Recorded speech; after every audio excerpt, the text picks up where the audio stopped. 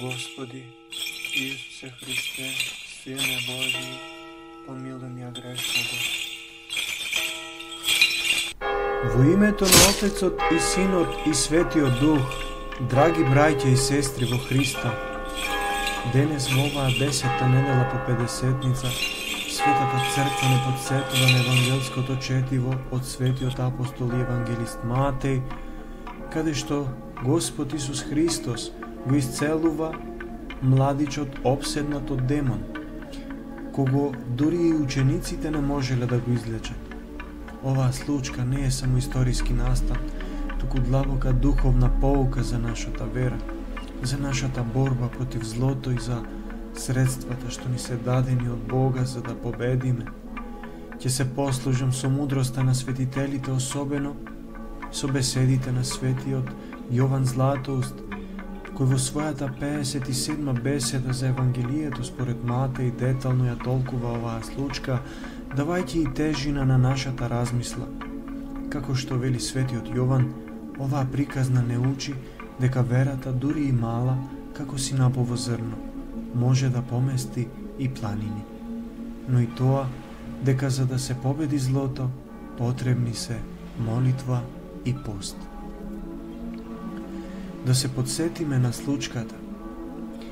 Еден татко, очаен од страдањата на својот син, кој бил обседнат од демон, што го фрлал во оган и вода, му се приближува на Господа Исуса Христа и поклонувајќи му се, го замолува: Господи, смилувај се на мојот син.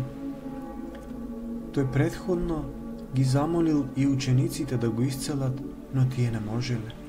Во тој момент нашиот Господ Исус Христос со болка во срцето извикува: О, роде неверен и развратен, до кога ќе бидам со вас, до кога ќе ве трпам? Потоа го исцелува со еден збор и демонот излегува. Учениците збунети го прашуваат зошто тие не можеле да го сторат тоа.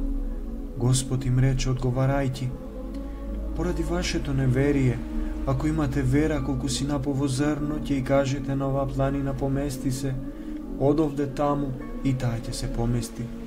Овој род со ништо не може да се изгони освен со молитва и пост. Светиот Јован Златоуст во својата беседа ја објаснува оваа сцена со голема длабочина.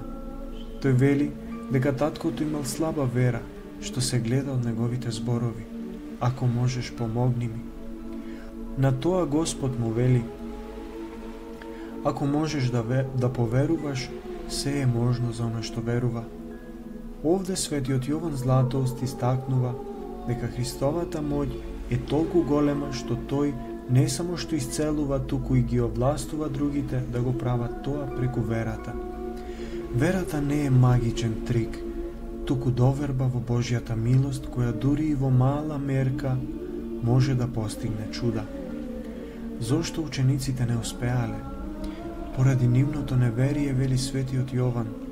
Тие се уште биле несовршени пред крстот и воскресението, и нивната вера била засенета од очекувањата за земен Месија, богатство, моќ, лесен живот. Но Исус ги оправдува пред народот, обвинувајќи ја генерацијата за неверство, а не само учениците. Оваа поука за верата како синапово зрно е клучна. Светиот Јован Златоуст објаснува дека планината што се поместува не е буквална, туку символ за невозможните работи во животот. Ако имаме искрена вера, дури и мала, Бог ќе ни даде сила да ги надминеме искушенијата.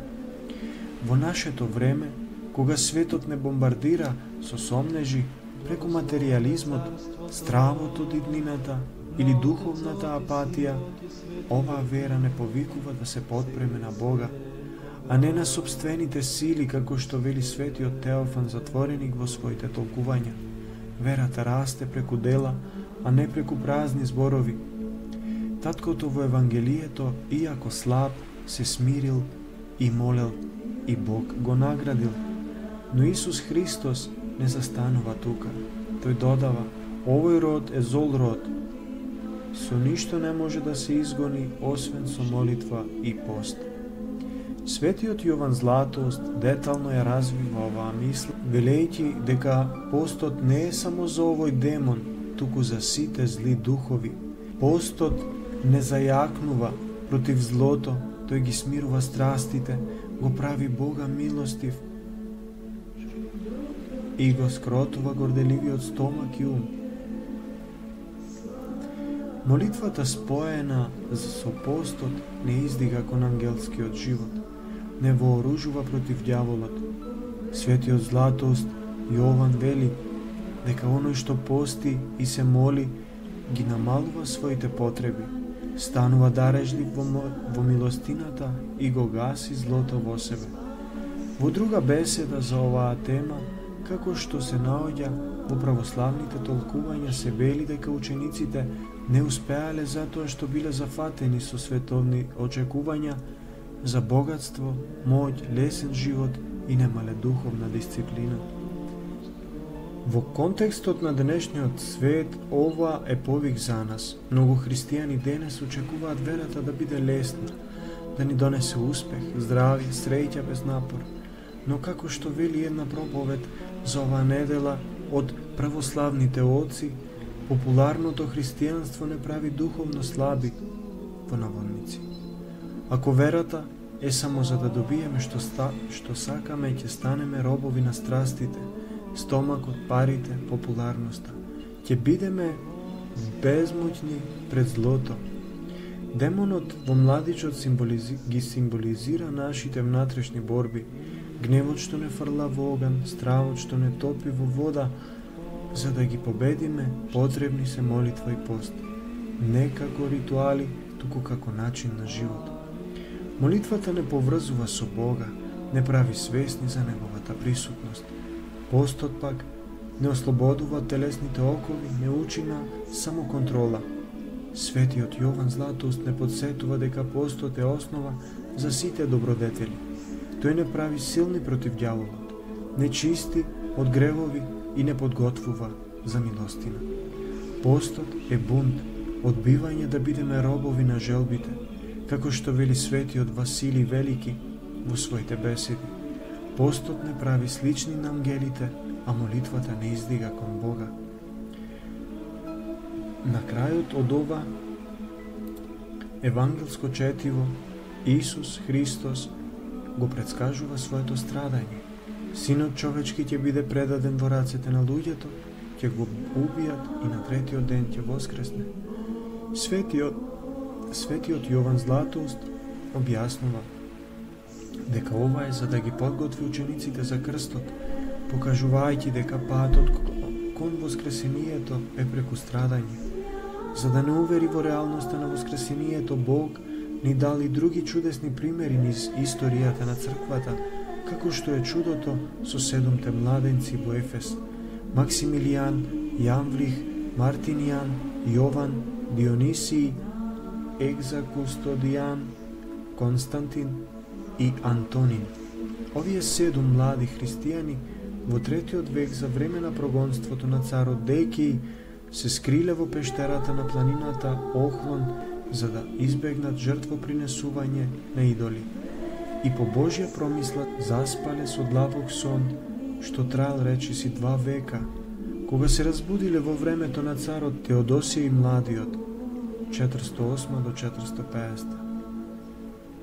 Во период кога еретици се сомневале во воскресението на мртвите, тврдејќи дека распаднатите тела не можат да се соединат со душите, биле соочени со чудо.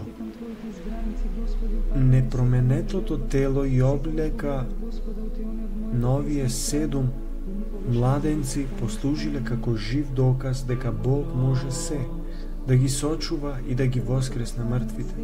Ова чудо, како што се вели во православната традиција, било откровение од Христос за воскресението на последниот ден, покажувајќи дека телата на мртвите на вистина ќе се соединат со нивните души во славното воскресение по нивното будење. Тие сведочеле пред епископот и пред царот, а потоа повторно заспале до општото воскресение.